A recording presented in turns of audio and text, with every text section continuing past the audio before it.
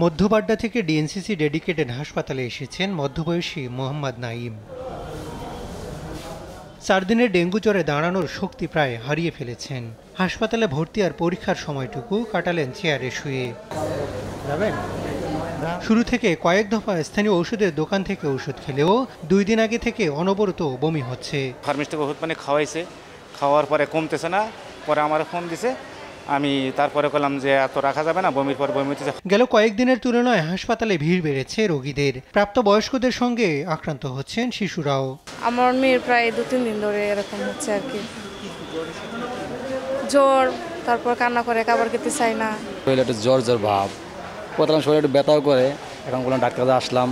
হাসপাতাল পরিচালক বলছেন, সেখানে মৃত্যু হওয়া 6 জনের মধ্যে 3 জনেরই মৃত্যু হয়েছে ভর্তির 2 ঘন্টার মধ্যে। অধিকাংশ ক্ষেত্রে রোগীর শক সিনড্রোম, কিডনি বিকলের মতো পরিস্থিতি হলে রোগী বাঁচানো যায় না বলে জানান তিনি।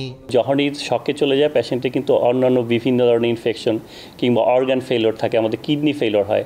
আরেকটা জিনিস খুবই প্রণিধানযোগ্য যে পেশেন্টকে যখন যদি দেখা যায় তাদের প্রস্রাবের পরিমাণ অনেক কমে যাচ্ছে কিংবা প্রস্রাব একেবারে বন্ধ হয়ে যাচ্ছে, তাহলে ধরে নিতে হবে যে তার কিডনি ফেলিওরের জন্য যাচ্ছে। এইগুলো যদি ঘটনা ঘটে সেগুলো কিন্তু বাঁচানো কঠিন হয়ে যায়। তবে রোগী বাড়তে থাকলে পরিস্থিতি নিয়ন্ত্রণ অনেকটাই কঠিন হবে বলে মনে করছেন বিশেষজ্ঞরা।